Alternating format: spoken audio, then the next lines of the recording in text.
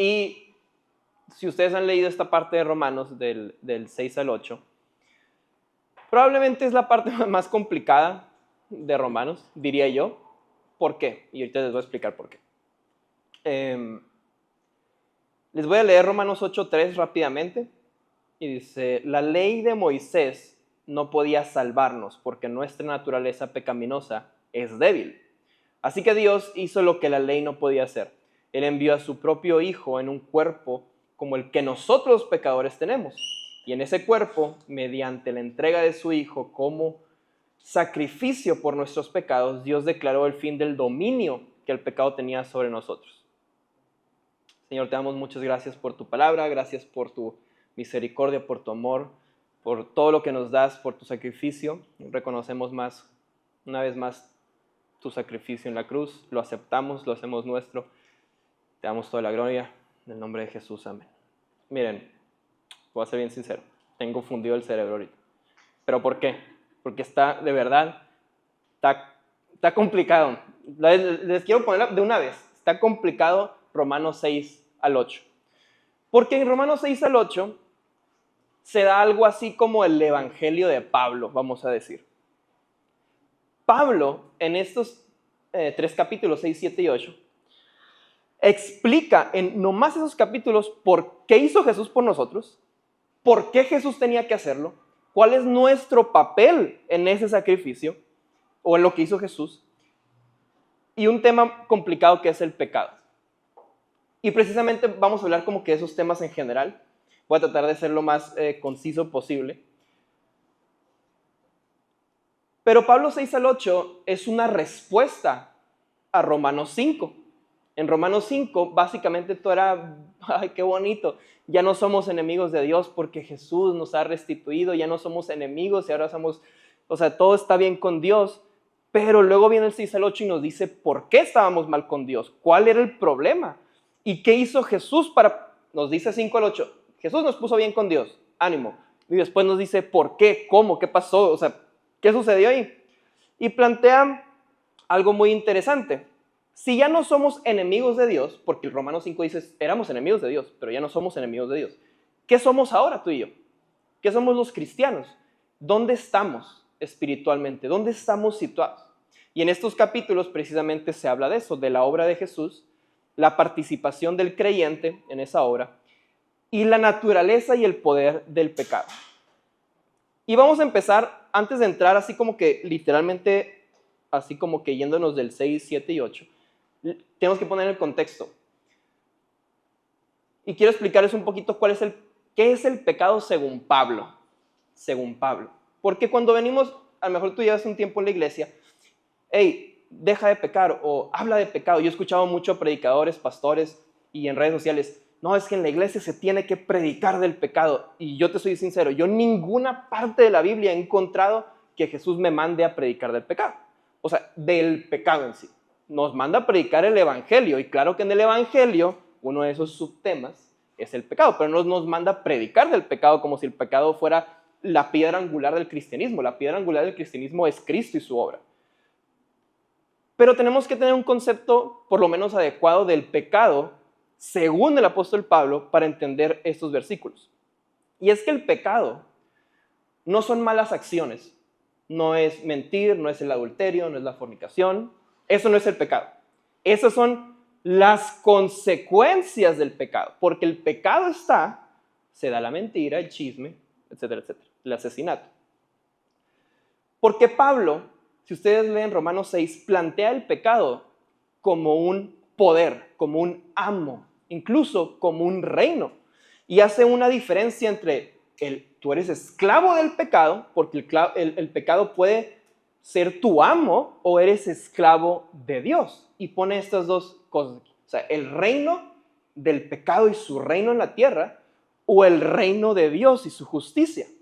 Entonces, el pecado no son actos específicos, no es la moral de acuerdo a un libro.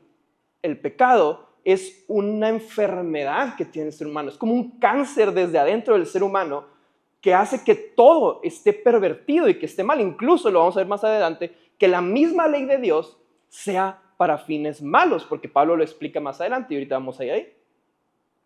Pablo entiende el pecado como un reino, como un dominio espiritual.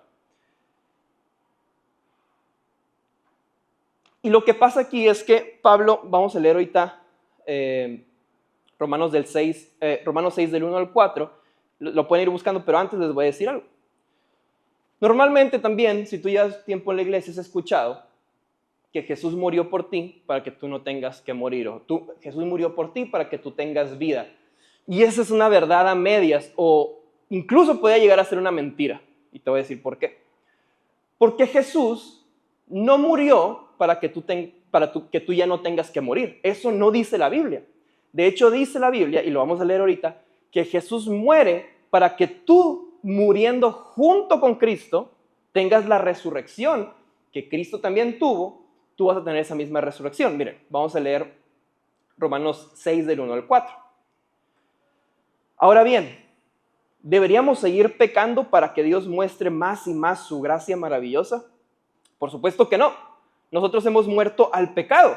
Entonces, ¿cómo es posible que sigamos viviendo en pecado?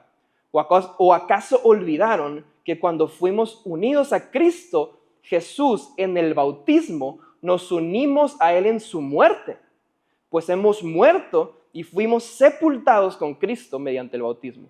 Y tal como Cristo fue levantado de los muertos por el poder glorioso del Padre, ahora nosotros también podemos vivir una vida nueva. Aquí Pablo no está diciendo Jesús murió para que tú ya no mueras. Jesús murió para que tú no pagues con muerte. No, está diciendo Jesús murió y nosotros somos sepultados y muertos junto con Cristo, porque en la muerte de Jesús, uniéndose a nuestra vida, lo que pasa es que cuando el poder que resucitó a Jesús de los muertos, que es la gloria del Padre, también nos hace tener una vida nueva a nosotros. ¿Qué quiere decir esto? El cristiano sí debe de morir. El ser humano sí debe de morir para tener una vida nueva. No se trata de que, Jesús ya murió en la cruz, entonces yo ya no tengo que hacer nada. No. Pablo nos está diciendo, como Cristo murió, tú también. La cruz, también estás tú ahí. No se trata de que Jesús hizo el acto, sino que se trata de que yo ahora me identifico con el acto de la cruz de Jesús, me uno con Jesús para que a través de su muerte yo también soy sepultado con Jesús y también soy resucitado junto con Jesús. No es que no haya muerte, sino que a través de la muerte de nosotros mismos ahora resucitamos junto con Jesús. Y cuando decimos que hemos muerto, todo se trata de cambiar de reino. Vivíamos en el reino bajo el dominio, bajo nuestro amo el pecado, y cambiamos al reino de Dios. Todo se trata de a qué reino servimos. Se trata quién es nuestro amo. O eres esclavo del pecado o eres esclavo de Dios. Y eso es lo que Pablo nos va a decir más adelante. El cristiano no evita su muerte, sino que participa en la muerte de Cristo para resucitar con Él.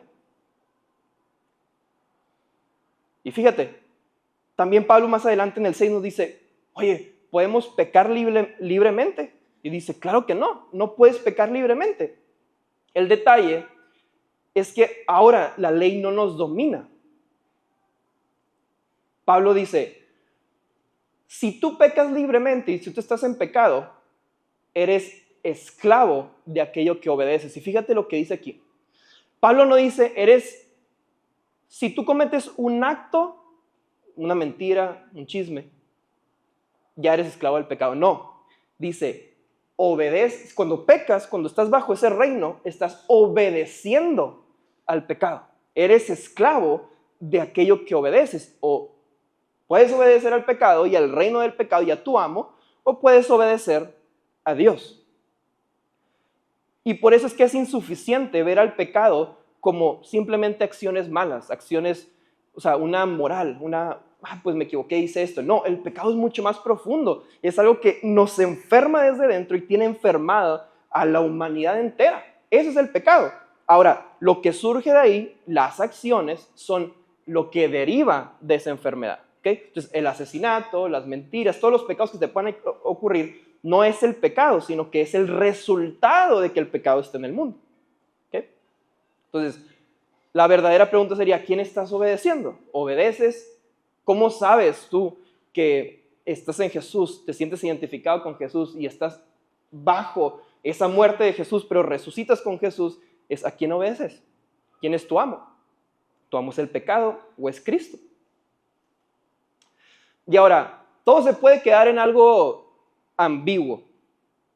Bueno, es que, no estamos muriendo literalmente, ¿no? Entonces puedes decir, no, pues yo ya morí. Entonces ya acepté, ya oré, ya dije cositas. Así de que, ay, Jesús, te amo y así. Entonces ya la hice, ya la armé. El detalle es que Pablo nos enseña que cada amo produce algo diferente. De hecho, si tú sigues leyendo en el 6, dice que ser esclavo del pecado conduce a la muerte, pero ser esclavo de Dios, obedecer a Dios, lleva una vida recta, que produce bondad, justicia y una santidad. Pero no nomás eso, sino que en el 6:22 dice, pero ahora quedaron libres del poder del pecado y se han hecho esclavos de Dios. Ahora hacen las cosas, fíjate, que llevan a la santidad y que dice, y que dan como resultado la vida eterna. Otra vez, se nos ha vendido la idea de que lo único que tienes que hacer es levantar tu mano y decir que aceptaste a Jesús. Pero aquí Pablo no me está diciendo eso. Me está diciendo, obedeces a Dios, eres libre del poder del pecado, haces cosas justas, vas en camino a la santidad y esa santidad da como resultado una vida eterna. Una vida eterna. Y luego en el 6:23, un versículo que todos no sabemos. La paga del pecado es muerte, pero el regalo de Dios es vida eterna en Cristo Jesús. Y nos encanta decir ese versículo diciendo, la paga del pecado es muerte, o sea que murió Jesús y ahora yo tengo el regalo de Dios. Pero Pablo no se está refiriendo a eso. Si lo ponemos en el contexto de todo Romanos 6, lo que Pablo nos está diciendo es que la paga es tu muerte a través de la muerte de Jesús. Nosotros morimos y pagamos también junto con Jesús porque Jesús nos identificamos con el sacrificio de Jesús. Entonces morimos con Él y resucitamos con Él. Esa paga del pecado la pagamos identificándonos con Jesús, viviendo una vida justa, una vida recta. Y así tenemos ese regalo de Dios, que es vida eterna. ¿En quién? En Cristo Jesús. Aceptar su sacrificio no es solo creer, es una vida que nos une a Él en obediencia y que produce vida eterna. Esa muerte que vemos aquí de la paga del pecado es muerte, no es solo de Cristo, sino que también es nuestra propia muerte a través de Jesús. Y luego pasamos al capítulo 7 de Romanos, y ahí se pone bastante complicado, se pone más complicado todavía.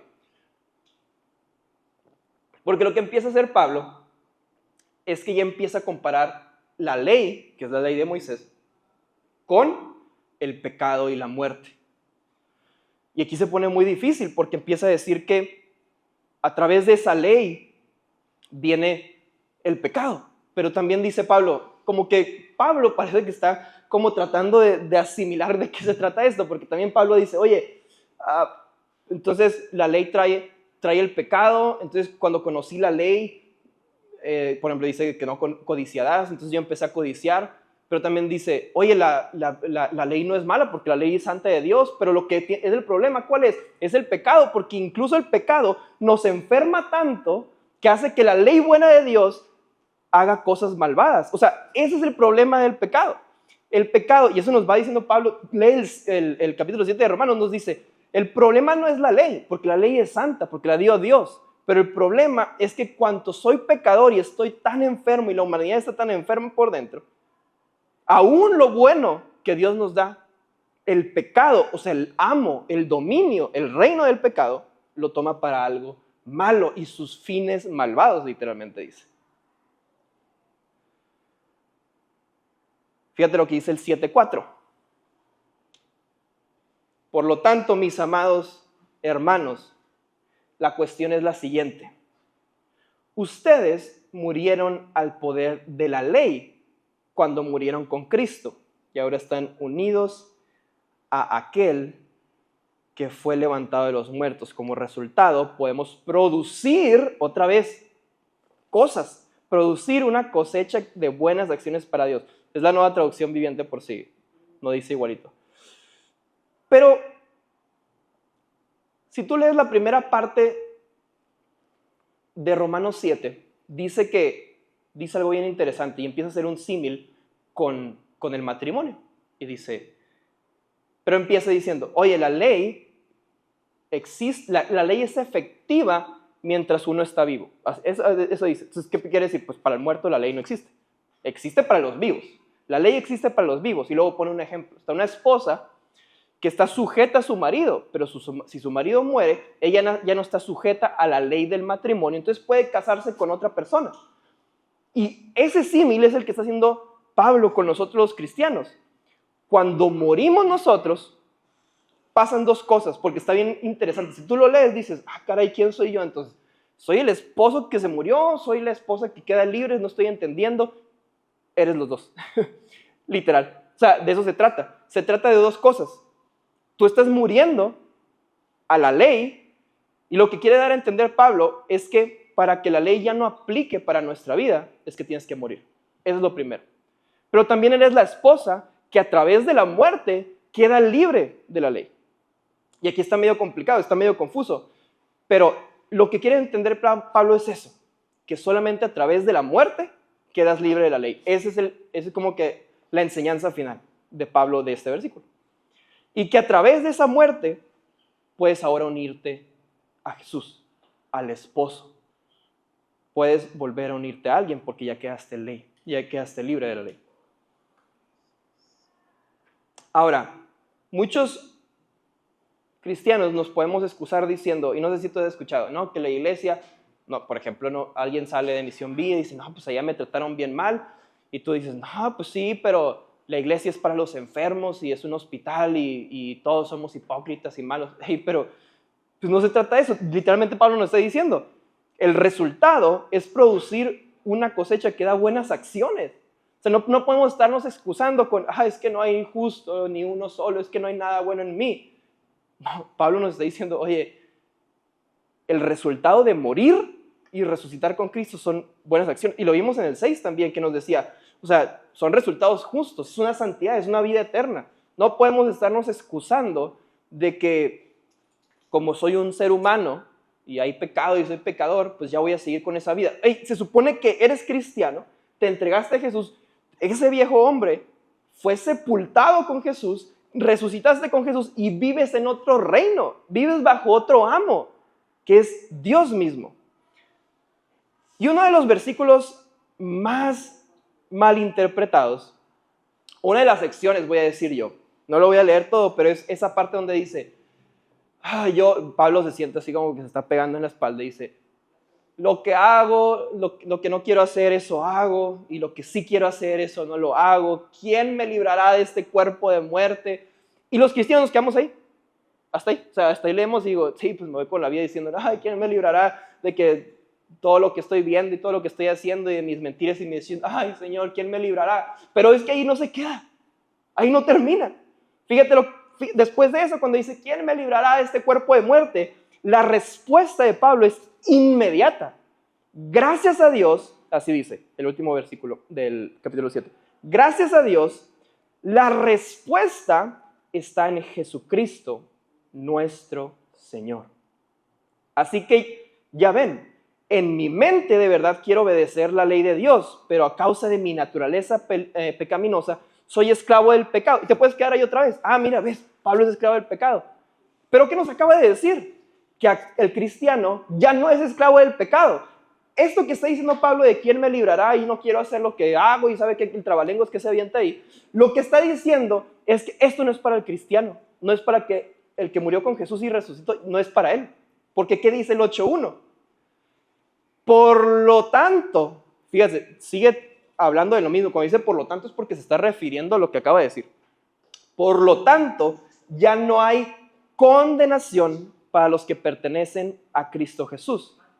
Y porque ustedes pertenecen a Él, el poder del Espíritu que da vida los ha libertado del poder del pecado que lleva a la muerte. Entonces cuando dice, hace un versículo anterior cuando dice, soy esclavo del pecado y hago lo que no quiero en mi naturaleza pecaminosa, Pablo está hablando del ser humano, del Pablo antes de Cristo. No está hablando del Pablo ya cristiano, está hablando del Pablo antes de Cristo. Ese Pablo no hacía, ¿por qué? Porque Pablo quería cumplir la ley de Dios. Pero que, oye, la ley de Dios está pervertida por el pecado que hay en nosotros. Entonces, aunque lo intentara, como el versículo que leímos al principio, la ley de Moisés no era suficiente, no cumplía el papel. Entonces, este Pablo que no hace lo que necesita hacer, ese Pablo que ¿quién lo librará de ese cuerpo de muerte? Dice, la respuesta es Jesús. ¿Quién me librará? Jesús. Jesucristo me libra de eso. Y por eso en el 8.1 dice, por lo tanto, ustedes que ya pertenecen a Cristo Jesús, ya no tienen condenación. Ya no están bajo la ley del pecado. Ya no hay condenación para ustedes. Y el poder del Espíritu que da vida los ha libertado del poder del pecado que lleva a la muerte. ¿Cuál era el que llevaba a la muerte? ¿Se acuerdan? El amo, que era el pecado. El pecado, su resultado, cuando vivimos bajo la esclavitud del pecado, era muerte. Y ese es el peligro que podemos cometer cuando leemos todo por separado. Ay, mira, leo me gusta y lo voy a poner por separado. Pero cuando vemos todo el discurso de Pablo es cuando empieza a tener sentido. Porque no hay una excusa para el cristiano para no ser cristiano. No hay una excusa para el cristiano para ser, ¿cómo te puedo decir? No hay una excusa para el cristiano para hacer cosas que a veces nos queremos excusar, pues. El cristiano ya en la gracia de Dios, por medio de morir junto con Cristo, ya pertenece a Cristo.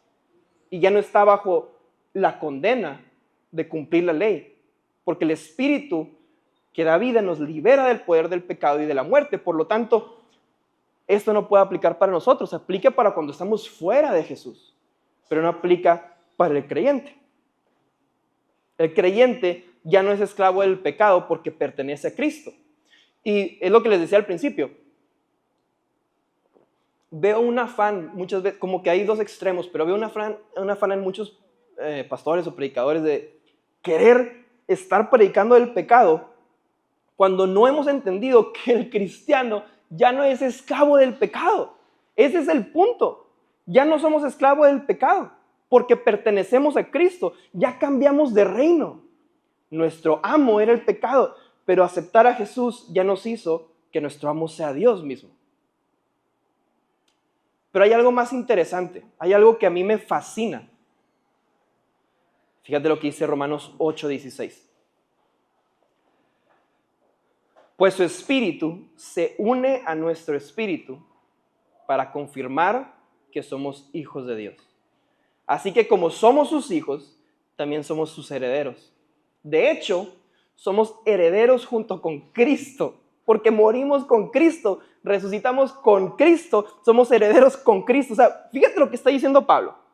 El único hijo, el hijo unigénito de la creación, que vino a la tierra, que fue crucificado, somos coherederos con él, con esa persona increíble. A través de su sacrificio somos coherederos, somos herederos junto con Cristo de la gloria de Dios. Pero si vamos ahí nos podemos quedar.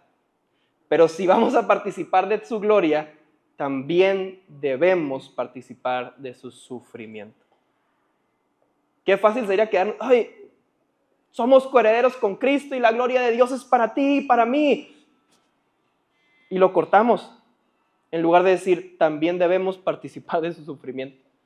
También debemos de morir. También debemos de morir. Y debemos de resucitar.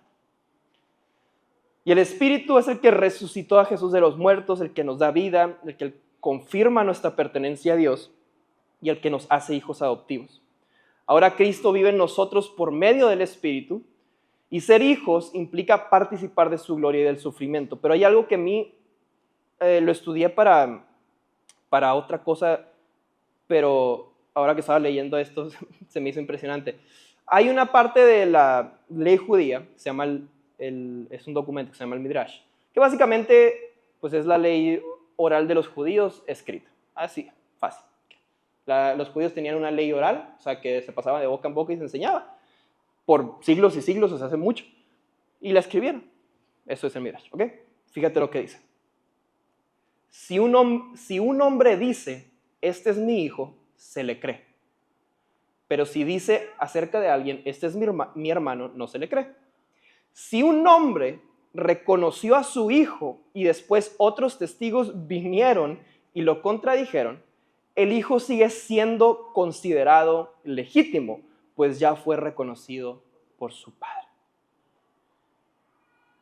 Y este pensamiento, esta ley oral, era parte del pensamiento de los apóstoles. O sea, ellos sabían de esto. No es como que fue hace poquito. O sea, este pensamiento estaba con ellos. Y eso a mí me dice que cuando Dios, dice el Espíritu Santo, viene a nosotros y le da testimonio a quién, a nuestro espíritu, de que somos hijos de Dios. ¿Y el Espíritu Santo quién es? Dios.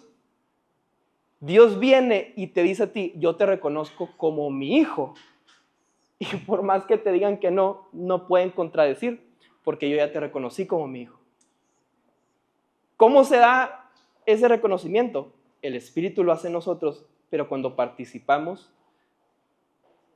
de la muerte y resurrección de Jesús. Cuando un padre reconoce públicamente a un hijo, según esta ley judía, nadie puede contradecirlo. Por más que te digan, hey, tú no eres hijo de Dios por esto, pues que ya me nombraron.